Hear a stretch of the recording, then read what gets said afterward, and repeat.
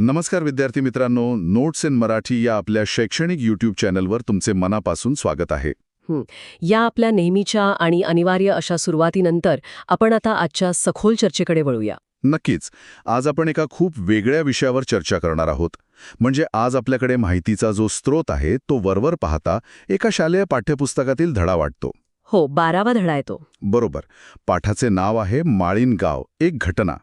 पण जसजसे आपण या स्रोताच्या खोलात जातो तसतसे हे स्पष्ट होते की हा केवळ लहान मुलांसाठी लिहिलेला एक साधा धडा नाहीये. अजिबात नाही. खरं तर हा एक अत्यंत गंभीर आणि मानवी अस्तित्वावर प्रश्नचिन्ह निर्माण करणारा दस्तऐवज आहे. हो, आणि या पाठात एक भयंकर नैसर्गिक आपत्ती आणि त्यातून उद्भवणारे जे प्रशासकीय प्रश्न आहेत ते मांडले आहेत. आणि सर्वात आश्चर्याची गोष्ट म्हणजे पाठाच्या शेवटी या सगळ्या तणावातून बाहेर काढणारा व्याकरणाचा एक अतिशय कल्पक असा भागही जोडला आहे. हो, ते विशेषालाचं उदाहरण. त्यावर आपण सविस्तर बोलूच पुढे.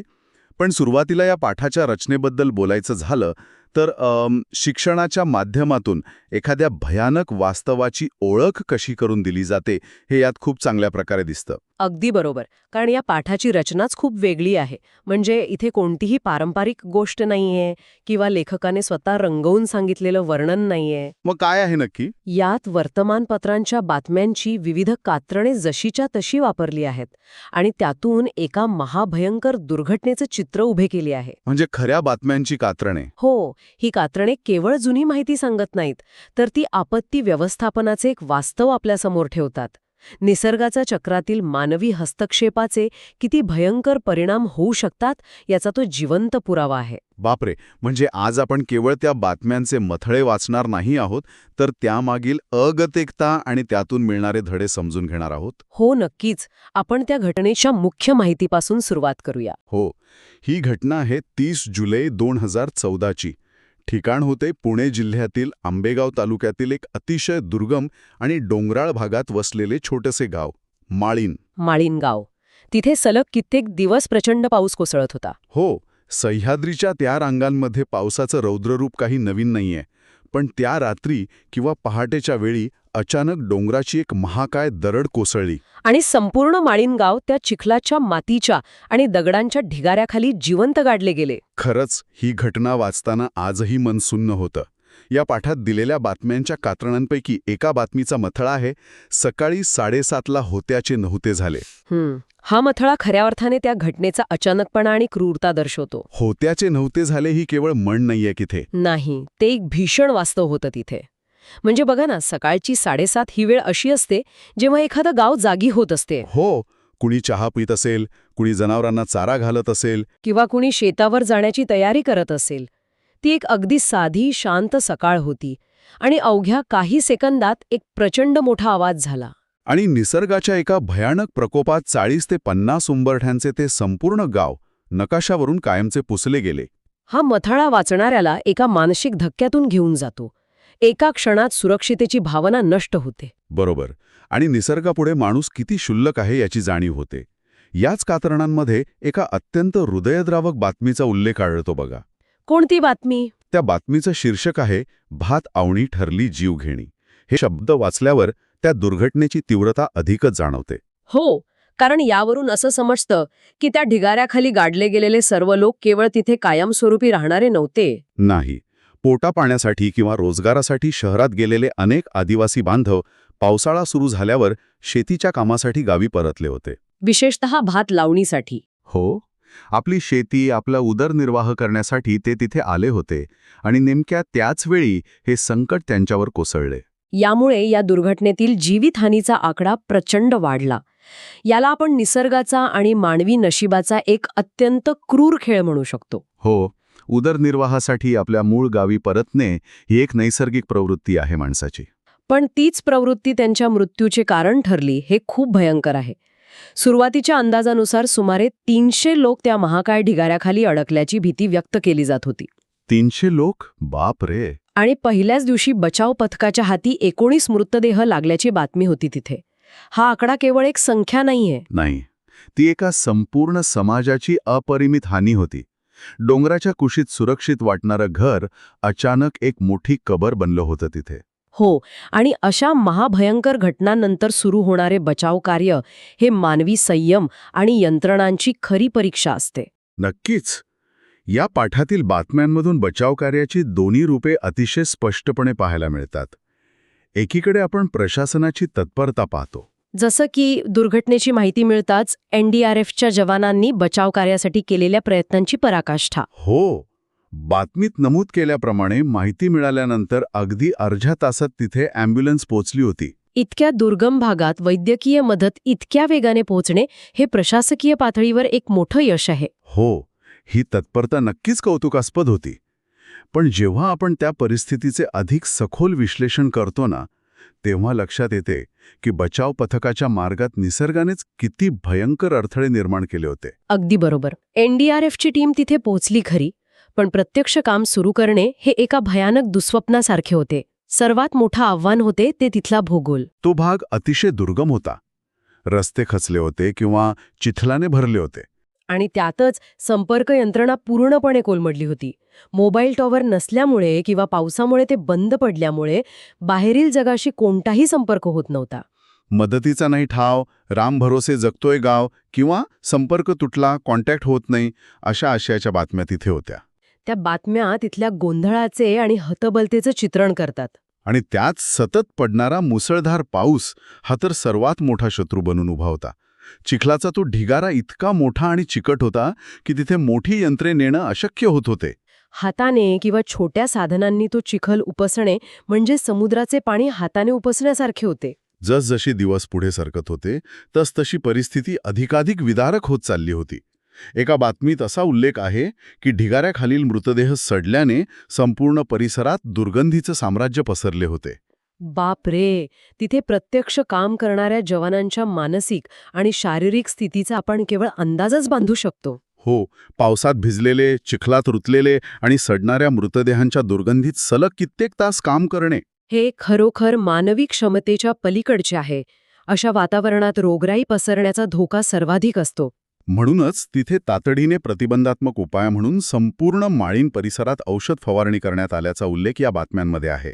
म्हणजे हे केवळ मृतदेहांना बाहेर काढण्याचं काम नव्हतं, तर तिथे काम करणाऱ्या आणि वाचलेल्या लोकांचे जीव वाचवण्याचेही एक मोठं आव्हान होते. बरोबर. पण या सर्व अंधकारमय परिस्थितीतही आशेचा एक किरण निर्माण झाला होता. हो, ती लहानगी मुलगी. हो, एका बातमीनुसार त्या अवाढव्य ढिगाऱ्याखालून तब्बल 8 जणांची सुटका करण्यात जवानांना यश आले होते आणि यात एका अवघ्या 3 वर्षांच्या चिमुकल्या बालिकेचाही समावेश होता. एवढा मोठा डोंगर अंगावर कोसळूनही ती लहानगी जिवंत राहणं हा एक चमत्कारच होता खरं तर. हे मानवी जिद्दीचे आणि बचाव पथकाच्या अथक प्रयत्नांचे एक मूर्तिमंत उदाहरण आहे.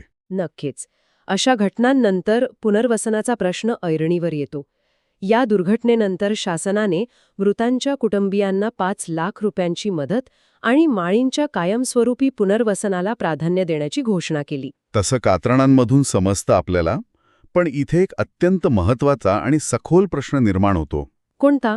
ही घटना केवळ एक बातमी म्हणून सोडून द्यायची की यातून भविष्यासाठी काही धडा घ्यायचा? या दुर्घटनेमागील खरी कारणे काय होती याचा विचार करायला हवा. हो, जर आपण या बातम्यांच्या दस्तऐवजाकडे बारकाईने पाहिले तर लक्षात येते की शास्त्रज्ञांमध्येही या कारणांबाबत मतभेद आहेत.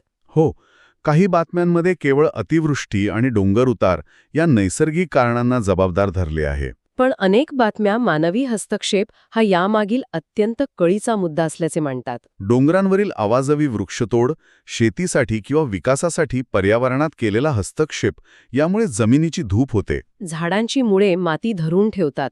तीच झाडे नसतील तर अतिपावसात डोंगर खचणे स्वाभाविक आहे.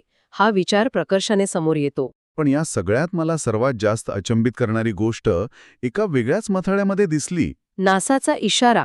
हो, एका बातमीत चक्क असा उल्लेख आहे की नासाने दिला होता दुर्घटनेआधी इशारा. हा या संपूर्ण प्रकरणातील सर्वात महत्त्वाचा आणि अस्वस्थ करणारा भाग आहे. नासासारख्या आंतरराष्ट्रीय संस्थेने जर आधीच हवामानातील बदलांचा आणि संभाव्य धोक्याचा इशारा दिला होता तर तो त्या गावापर्यंत का पोचला नाही? हाच तर प्रश्न आहे. इथे आपत्ती पूर्वसूचना प्रणालीचे म्हणजेच अर्ली मॉर्निंग सिस्टमचे यश आणि अपयश दोन्ही स्पष्टपणे दिसतात. उपग्रह आणि तंत्रज्ञान आपल्याला धोक्याची सूचना देऊ शकतात. पण जर तो इशारा तळागाळातील आणि दुर्गम भागातील लोकांपर्यंत वेळेत पोहोचवण्यासाठी आवश्यक असलेली लास्ट माईल कनेक्टिव्हिटी आपल्याकडे नसेल तर त्या प्रगत तंत्रज्ञानाचा काहीही उपयोग होत नाही. हे अगदी योग्य विश्लेषण आहे. वॉशिंग्टन किंवा दिल्लीमध्ये बसून धोक्याचा इशारा मिळणं वेगळं आणि तो इशारा एका डोंगर उतारावर वसलेल्या, जिथे साधे मोबाईल नेटवर्कही पोचत नाही, अशा आदिवासी पाड्यापर्यंत पोचवणं वेगळं. माहितीचा प्रवाह कुठेतरी खंडित झाला आणि त्याचं रूपांतर एका महाभयंकर शोकांतिकेत झाले. आणि म्हणूनच या पाठाचा मुख्य उद्देश केवळ एक जुनी बातमी सांगणे हा नाहीये. पाठातील स्वाध्याय आणि जे उपक्रम दिले आहेत ते विद्यार्थ्यांच्या विचार प्रक्रियेला चालना देण्यासाठी अत्यंत खुबीने डिझाईन केले आहेत. हो, पाठाच्या शेवटी विद्यार्थ्यांना त्यांच्या परिसरात किंवा गावात घडून गेलेल्या आपत्कालीन घटनांची माहिती मिळवण्यास सांगितली आहे. याचा अर्थ त्यांनी पुस्तकातील ज्ञान आपल्या प्रत्यक्ष आयुष्याशी आणि आजूबाजूच्या परिस्थितीशी जोडून पहावे, अशी यामागील संकल्पना आहे. या पाठात ऐतिहासिक संदर्भांचाही अत्यंत रंजक पद्धतीने वापर केलाय बघा. विद्यार्थ्यांना शिक्षकांच्या मदतीने मोहेंजोदडो, हडप्पा संस्कृती आणि महाराष्ट्रातीलच किल्लारीचा भूकंप अशा ऐतिहासिक घटनांची माहिती मिळवण्यास प्रवृत्त केले आहे. सुरुवातीला वाचताना हे थोडं विसंगत वाटू शकते. कुठे पुणे जिल्ह्यातले छोटेसे माळीण गाव आणि कुठे हजारो वर्षांपूर्वीची ती प्रगत हडप्पा संस्कृती. पण जसजसा आपण विचार करतो तसतसा यामागचा अर्थ उलगडतो. यातील मुख्य दुवा हा निसर्गाची ताकद आणि मानवी वस्त्यांचं अस्तित्व हा आहे. आपण कितीही प्रगत झालो तरी निसर्गाच्या प्रकोपापुढे मानवी संस्कृती कशी क्षणार्धात नष्ट होऊ शकतात हे आजचे नाही तर हजारो वर्षांपूर्वीचं वास्तव आहे. हडप्पा आणि मोहेंजोदडो या अत्यंत प्रगत आणि सुनियोजित संस्कृती होत्या, पण त्याही नैसर्गिक बदलांमुळे किंवा महापुरासारख्या आपत्तींमुळेच लयाला गेल्या असे मानले जाते. किल्लारीच्या भूकंपानेही एका रात्रीत अशीच अभूतपूर्व हानी केली होती. या ऐतिहासिक घटनांचा माळींच्या घटनेशी संबंध जोडून विद्यार्थ्यांमध्ये एक व्यापक समज निर्माण करण्याचा हा प्रयत्न आहे. इतिहासात जे घडले ते आजही घडत आहे आणि आपण त्यातून योग्य धडे घेतले नाहीत तर भविष्यातही घडेल. याच उपक्रमांमध्ये विद्यार्थ्यांना आणखीन एक गोष्ट शोधायला सांगितली आहे. नासा ही संस्था कुठे आहे आणि ती काय काम करते. इथ्या छोट्याशा ग्रामीण भागातील शाळेत बसून माळींची दुर्घटना वाचणाऱ्या विद्यार्थ्याला थेट आंतरराष्ट्रीय अंतराळ संशोधन संस्थेबद्दल माहिती काढायला लावणे हा खऱ्या अर्थाने ग्लोबल लर्निंगचा एक उत्तम नमुना आहे. यामुळे विद्यार्थ्यांची विचार करण्याची कक्षा रुंदावते आणि ते जागतिक स्तरावरील तंत्रज्ञान आणि स्थानिक समस्या यांचा संबंध जोडू शकतात. आता आपण या पाठातील एका अत्यंत महत्त्वपूर्ण आणि अनपेक्षित वळणावर येऊया.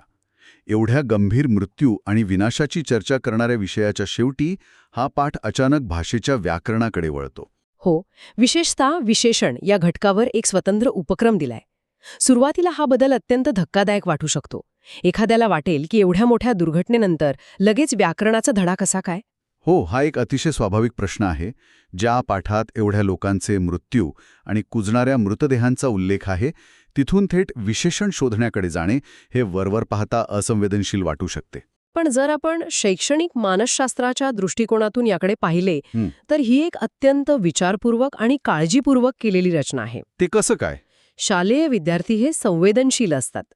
माळीण गावाचे ते भयानक वास्तव, ती चित्रे आणि मृत्यूचे आकडे त्यांच्या कोवळ्या मनावर खोल आघात करू शकतात. अच्छा. त्यांना त्या मानसिक धक्क्यातून, त्या भीतीच्या सावटातून अलगद बाहेर काढण्यासाठी अशा प्रकारच्या ग्राउंडिंग एक्सरसाइजची गरज असते. अच्छा, म्हणजे मुलांना पुन्हा त्यांच्या सुरक्षित आणि परिचयाच्या जगात आणण्याचा हा एक मार्ग आहे. अगदी बरोबर. हे खूपच सखोल निरीक्षण आहे आणि हा व्याकरणाचा भागही अत्यंत कल्पकतेने मांडला आहे. विशेषण म्हणजे काय तर नामाबद्दल विशेष माहिती सांगणारा शब्द. पाठात अतिशय साधी आणि सुंदर उदाहरणे दिली आहेत. जसे की हसरे बाळ, जंगली हत्ती, सुंदर फुले, गोड पेरू, उंच डोंगर, लांब नदी, लाल भडक जास्वंद, तेजस्वी सूर्य, ताजे फूल. यात बाळ, हत्ती, फुले ही सर्व नामे आहेत. हो. आणि हसरे, जंगली, सुंदर हे शब्द त्या नामांची विशिष्ट ओळख किंवा गुण दाखवतात. विशेषणे केवळ माहिती देत नाहीत तर ती शब्दांना एक भावनिक वजन आणि चित्रमय स्वरूप प्राप्त करून देतात. जर आपण माळींच्या संदर्भात याचा विचार केला तर हे अधिक स्पष्ट होते. डोंगर हे सामान्य नाम आहे, पण जेव्हा त्याला उंच किंवा भयंकर हे विशेषण लागते तेव्हा तो केवळ मातीचा ढिगारा राहत नाही तर तो एका मोठ्या धोक्याचे रूप धारण करतो. शब्दांचं सामर्थ्य आणि त्यांची जागा वाक्याचा किंवा घटनेचा अर्थ कसा बदलू शकतो हे यातून शिकायला मिळतं. आणि या व्याकरणाच्या भागाच्या शेवटी विद्यार्थ्यांना एक अतिशय रंजक उपक्रम दिला आहे. तिथे चक्क एका कलिंगडाचं चित्र दिलं आहे. हो, आणि मुलांना विचारले आहे की कलिंगडाचा आकार कसा, कलिंगडाचा रंग कोणता आणि कलिंगडाची चव कशी. आता साहजिकच मुलं उत्तरे देणार. आकार गोल किंवा लंबगोल, रंग आतून लाल भडक आणि बाहेरून हिरवा, आणि चव अतिशय गोड. मग त्यांना समजावले जाते की त्यांनी दिलेली ही गोल, लाल भडक, हिरवा, गोड हीच ती विशेषणे आहेत. इथे कलिंगडाचं उदाहरण वापरणे हा खरोखरच मास्टर स्ट्रोक आहे. कलिंगड हे मुलांच्या परिचयाचे, आवडीचे आणि अतिशय सकारात्मक भावना निर्माण करणारं फळ आहे. दुर्घटनेच्या काळोखातून मुलांना एका लाल भडक, गोड आणि ताज्या कलिंगडाकडे नेऊन त्यांची निरीक्षण शक्ती वाढवण्याचे काम इथे केले आहे. ही केवळ व्याकरणाची उजळणी नाहीये, तर ती एका अर्थाने सेन्सरी थेरपी आहे, जी मुलांना त्यांच्या आजूबाजूच्या सुरक्षित जगाची पुन्हा नव्याने जाणीव करून देते. आजच्या या सखोल चर्चेचा समारोप करताना आपण मागे वळून पाहिले तर लक्षात येते की माहितीचा एक स्रोत किती विविध पदर उलगडून दाखवू शकतो. एकाच पाठातून आपण नैसर्गिक आपत्ती, प्रशासकीय व्यवस्थापन, बचाव कार्यातील जमिनीवरील आव्हाने, पूर्वसूचना प्रणालीतील त्रुटी, ऐतिहासिक संदर्भ आणि शेवटी मानसशास्त्रीय दृष्टिकोनातून मांडलेले व्याकरण अशा अनेक गोष्टींचा वेध घेतला. हां, पाठ केवळ माहिती देत नाही, तर तो एका सजग नागरिकाची जडणघडण करतो. यातून एक गोष्ट प्रकर्षाने जाणवते, ती म्हणजे शिक्षण हे केवळ पाठांतर नसून ते आजूबाजूच्या जगाशी, निसर्गाशी आणि स्वतःच्या अस्तित्वाशी जोडणारा एक पूल आहे. माळींची दुर्घटना ही केवळ इतिहासातील एक तारीख राहू नये, तर ती एक निरंतर शिकवण राहावी, हाच या पाठामागचा व्यापक हेतू दिसतो. हो, पाठात शेवटी एक उपक्रम दिलाय बघा. झाडे, प्राणी, व्यक्ती यांच्या नावांवरून गावांची नावं पडतात. निसर्ग आणि मानवी जीवन हे एकमेकांशी किती खोलवर जोडलेले आहेत हे यावरून दिसते. आणि याच विचाराला पुढे नेत आज आपण सर्व श्रोत्यांना विचार करण्यासाठी एक अत्यंत वेगळा आणि दूरगामी प्रश्न सोडून देणार आहोत. कोणता प्रश्न? आजची पिढी जी शाळेत असतानाच हवामान बदल, माळींसारख्या मानवनिर्मित आणि नैसर्गिक आपत्ती आणि नासाचे इशारे यांसारख्या अत्यंत वास्तववादी गोष्टींचा अभ्यास करत आहे, ती पिढी भविष्यात जेव्हा समाजाचं नेतृत्व करेल तेव्हा काय होईल? खूप मोठा प्रश्न आहे हा. जो निसर्ग आपल्याला गोड फळे देतो आणि ज्याच्या नावावरून आपण आपल्या गावांची ओळख निर्माण करतो, तोच निसर्ग जेव्हा मानवी हस्तक्षेपामुळे कोपतो तेव्हा संपूर्ण गावे कशी नकाशावरून पुसली जातात हे आपण पाहिलं. मग भविष्यात हे विद्यार्थी जेव्हा शहर नियोजक किंवा धोरणकर्ते बनतील, तेव्हा ते आपली शहरे वसवण्याची पद्धत बदलतील का? निसर्गाला गृहीत धरून केवळ विकासाच्या नावाखाली डोंगर पोखरण्याची आजची जी पद्धत आहे, तीही नवीन पिढी थांबवू शकेल का? की लोकसंख्येचा वाढता दबाव आणि शहरीकरणाच्या हव्यासापोटी आपत्तीचं व्याकरण माहीत असूनही आपण पुन्हा पुन्हा नवीन माळीण तयार करतच राहणार आहोत? निसर्गासोबतचे आपले नाते हे सुंदर आणि गोड असावे की धोकादायक, यावर नक्की विचार करा. आपल्या भविष्यातील शहरांचा आणि गावांचा नकाशा कसा असेल याचा नक्की विचार करा. पुन्हा भेटूया अशाच एका नव्या आणि सखोल माहितीच्या प्रवासात. तोपर्यंत चौकस रहा आणि शिकत रहा.